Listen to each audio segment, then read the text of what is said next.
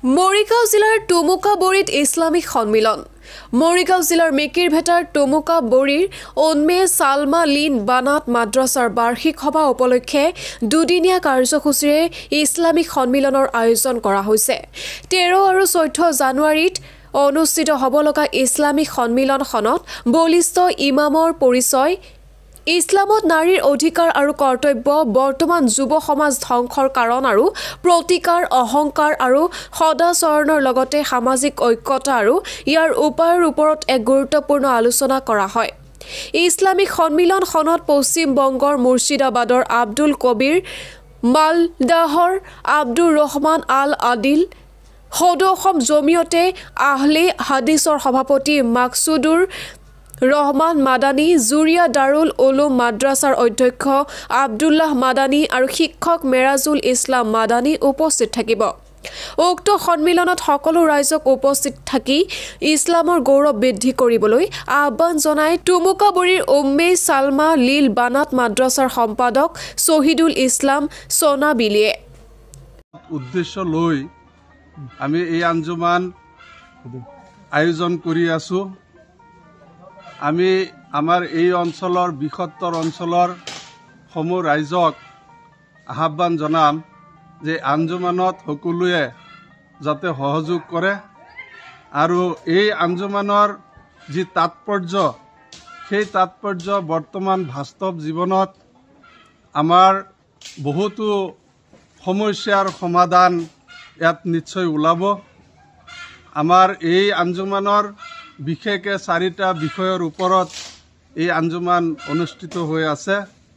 এই 4টা বিষয়ৰ ওপৰত ভাৰতবৰ্ষৰ বিভিন্ন ৰাজ্যৰ পৰা আমাৰ মহান বক্তাসকলক আহ্বান কৰা হৈছে আৰু এই মহান বক্তাসকলে আমাৰ এটা এটা বিষয়ত তেওঁলোকে মন্তব্য প্ৰদান কৰিব আৰু এই মন্তব্যত আমাৰ এই অঞ্চলৰ যি ব্যাধি আছে, দুৰ্নীতি, নাৰীৰ অধিকাৰ, কৰ্তব্য আৰু অহংকাৰ আৰু সদাচৰণ, বৰ্তমান যুৱ সমাজৰ ধ্বংসৰ কাৰণ, এই যি জ্বলন্ত সমস্যাবোৰ আছে, এই সমস্যা সমাধানৰ ওপৰত তেওঁলোকে বিশুদ্ধ হাদিছ আৰু কোৰাণৰ জৰিয়তে সমাধান দিব ইনশাল্লাহ।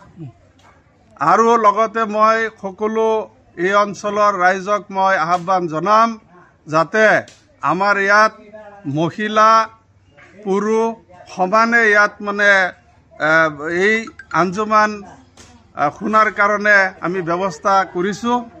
আমাৰ মহিলাসকল যিহেতু এই এনেকুৱা আলোচনাত আগভাগ লোৱা আমাৰ সাধাৰণতে দেখা নাযায়, গতিকে আমাৰ মহিলাসকলেও আহি আমাৰ ভৱিষ্যত জীৱন যাতে আমি সুন্দৰভাৱে অতিবাহিত কৰি ইছলামৰ বিধানমতে আমি চলা ফুৰা কৰিব পাৰোঁ, তাৰে আহ্বান থাকিল। আৰু লগতে আমাৰ যিসকল উলামা আছে তেওঁলোকেও ইয়াত যথেষ্ট কষ্ট কৰি আমাৰ এই আঞ্জুমানৰ ব্যৱস্থা কৰা হৈছে। মই ভাবোঁ এটা উপযুক্ত সময়ত এই সঠিক এটা সিদ্ধান্ত লোৱা হৈছে আৰু মই ভাবোঁ এই আঞ্জুমানে আমাৰ এই অঞ্চলত বিশেষ প্ৰভাৱ পৰিব।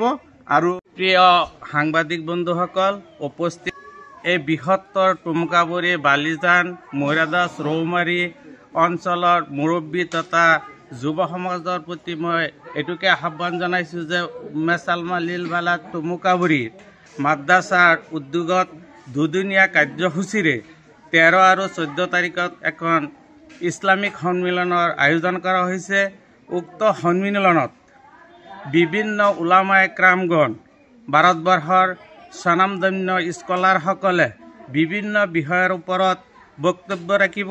লগতে আমাৰ এই সন্মিলন বা ধৰ্মীয় সভাৰ কাৰ্যসূচীত 14 তাৰিখ সন্ধিয়া 5 বজাৰ পৰা ইয়াত মহিলাসকলৰো সুব্যৱস্থা হৈছে আৰু যিসকল উলামাসকলে ইয়াত ভাষণ প্ৰদান কৰিব তেওঁলোক ছৌদি আৰবৰ মদিনা মনোৱাৰা বিশ্ববিদ্যালয়ৰ পৰা ডিগ্ৰীধাৰী লোক 3-4 জন আহিব।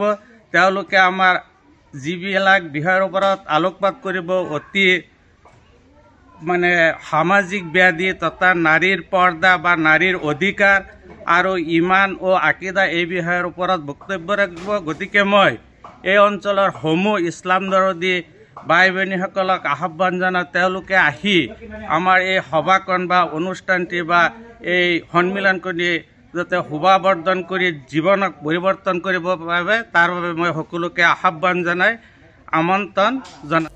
টুকটুকিৰ পৰা আবুল হুছেইনৰ ৰিপৰ্ট, ডেইলি 24।